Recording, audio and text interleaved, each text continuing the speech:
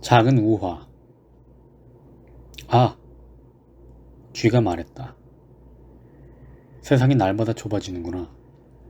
처음에는 하도 넓어서 겁이 났는데 자꾸 달리다 보니 드디어 좌우로 멀리에서 벽이 보여 행복했었다.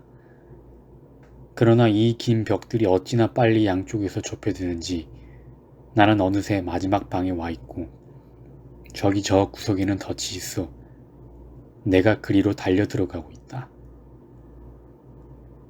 너는 달리는 방향만 바꾸면 돼. 하며 고양이가 쥐를 잡아먹었다. 나무들. 우리가 눈 속에 선 나무 등골들과도 같으니까 겉보기에 그것들은 그냥 살짝 늘어서 있어 조금만 밀치면 밀어내 버릴 수도 있을 것 같다. 아니, 그럴 수는 없다. 나무들은 땅바닥과 단단하게 결합되어 있으니까. 그러나 보아라. 땅바닥과 단단하게 결합되어 있다는 것도 다만 겉보기에 그럴 뿐이다. 연마을. 우리 할아버지께서는 늘상 이렇게 말씀하셨다. 인생이랑 놀랍게도 짧구나. 지금 돌이켜 생각해보니 이렇게 한마디로 말할 수 있겠는걸. 예를 들자면 한 젊은이가 우연히 맞닥뜨린 횡액이야 제쳐놓더라도 별 탈 없이 흘러가는 평범한 나날조차도 그런 나들이를 하기에는 턱없이 모자라다는 점을 두려워하지 않고서 어떻게 연마을로 말을 타고 나설 작정을 할 수 있는지 나는 이해하기 힘들다는 것으로 말이다.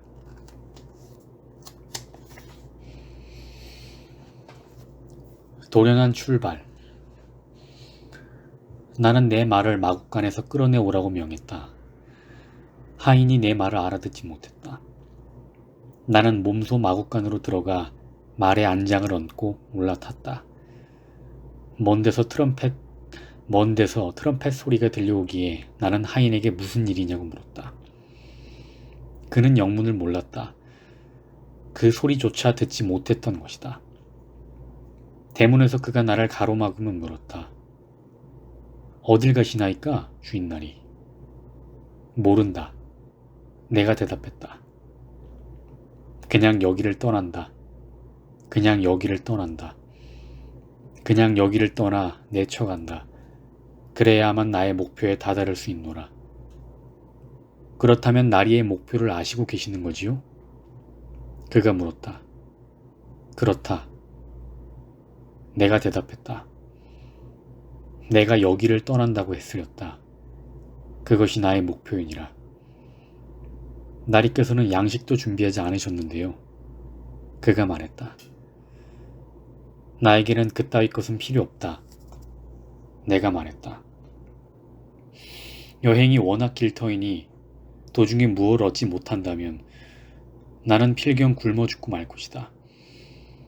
양식을 마련해 가봐야 양식이 이 몸을 구하지는 못하지. 실로 다행스러운 것은 이야말로 다시 없이 정말 굉장한 여행이라는 것이다.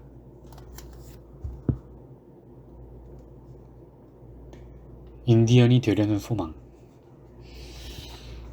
인디언이 되었으면 질주하는 말잔등에 잽싸게 올라타 비스듬히 공기를 가르며 진동하는 대지 위에서 거듭거듭 짧게 전율해 봤으면 마침내는 박차를 내던질 때까지 실은 박차가 없었으니까 마침내는 고삐를 집어던질 때까지 실은 고삐가 없었으니까 그리하여 눈앞에 보이는 땅이라곤 매끈하게 풀이 깎인 광야뿐일 때까지 이미 말 모가지도 말 대가리도 없이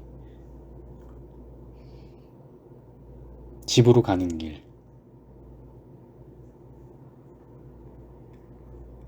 폭풍우가 지나간 후 대기의 설득력을 보시라. 내가 이루어 놓은 온갖 일들이 모습을 드러내며 나를 압도한다. 제 아무리 맞서 보아도. 나는 씩씩하게 걸어가고 씩씩하게 걸어가는 나의 속도는 이 길섭, 이 길, 이 구역의 속도이다. 나는 마땅히 문 두드리는 모든 소리들, 식탁판을 두드리는 모든 소리들, 모든 축배의 말들, 침대 혹은 짓고 있는 건물의 뼈대 속에 누운 연인들, 어두운 골목 담벼락에 바싹 붙어선 그리고 홍등가의 소파에 묻혀 앉은 연인들에 대해 책임이 있다.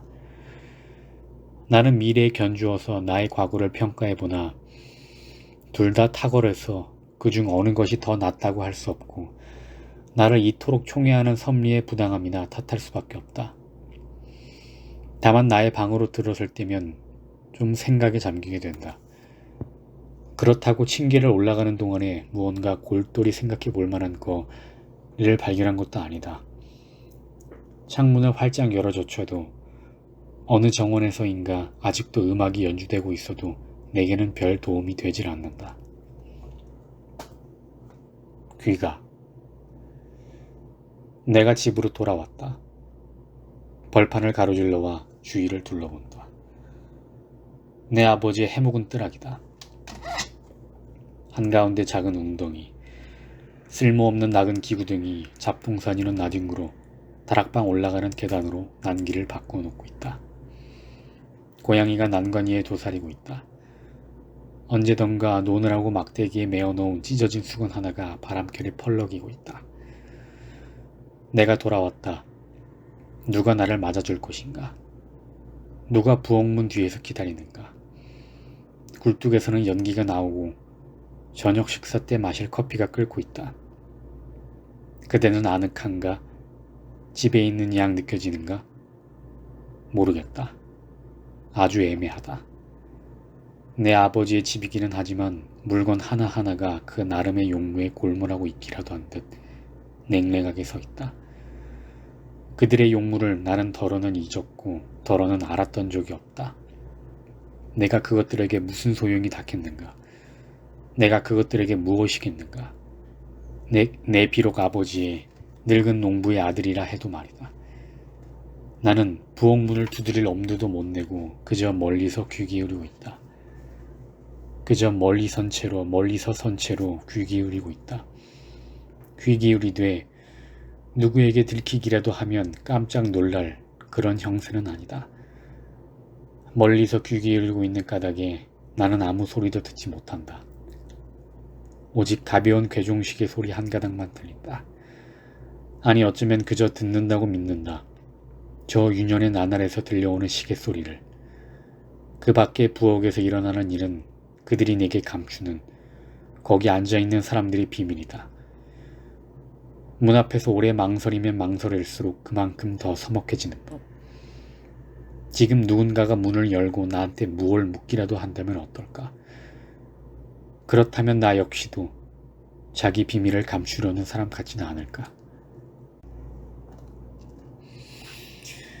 골목길로 난 창. 쓸쓸하게 살고 있으면서도 여기저기 그 어디든 끼어보고 싶어하는 사람. 하루의 시간이나 날씨, 직장 사정의 변화 따위를 생각하다 보면 그만 그 어느 것이든 매달릴 수 있을 팔이 보고 싶기만 하니 그는 골목으로 난 창이 없이는 오랫동안 그렇게 지내지 못할 것이다. 그리고 그의 상황이 그가 전혀 아무것도 찾고 있지 않으며 다만 눈이 세상과 하늘 사이를 오르내리는 피곤한 사람으로 창벽에 다가서는 것이라면 그가 별뜻 없이 머리를 약간 뒤로 젖혀도 저 아래에 있는 말들이 그의 마음을 사로잡는다.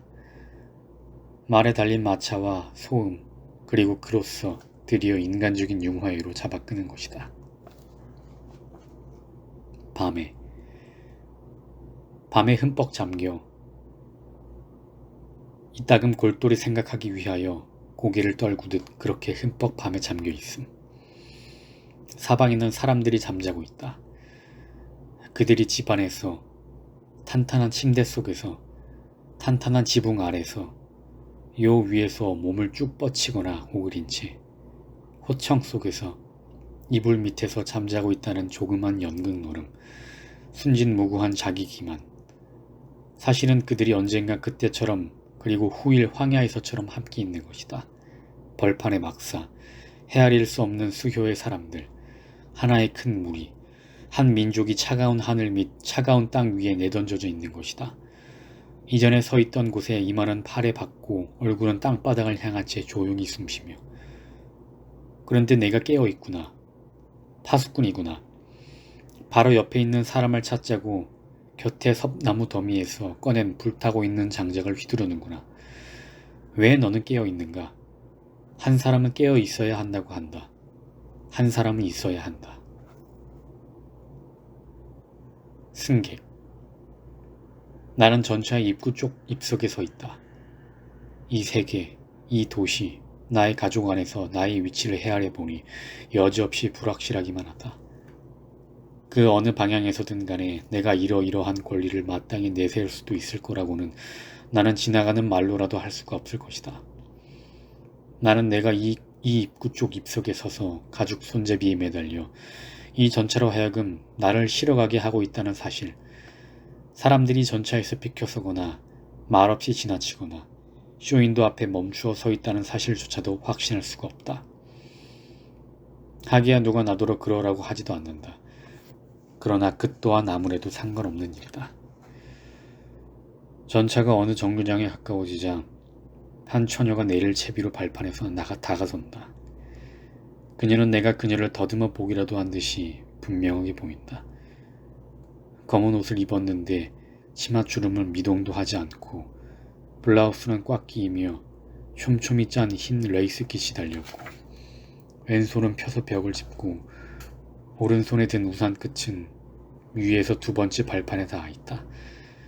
그녀의 얼굴은 갈색이고 양끝이 살짝 눌린 코는 둥글넓적하게 마무리져 있다. 머리는 숱이 많은 갈색에다 오른쪽 관자놀이에는 귀밑머리가 나부끼고 있다. 그녀의 작은 귀가 바싹 붙어 있는데도 내가 가까이 서 있기 때문에 오른쪽 귓바퀴의 뒷면 모두와 귓불이 언저리에 그늘이 보인다. 그때 나는 자문했다. 어떻게 이런 일이 있는가? 그녀가 스스로에 대해 의아해하지 않으며 입을 굳게 다물고 그 비슷한 말도 하지 않는 일이? 라고.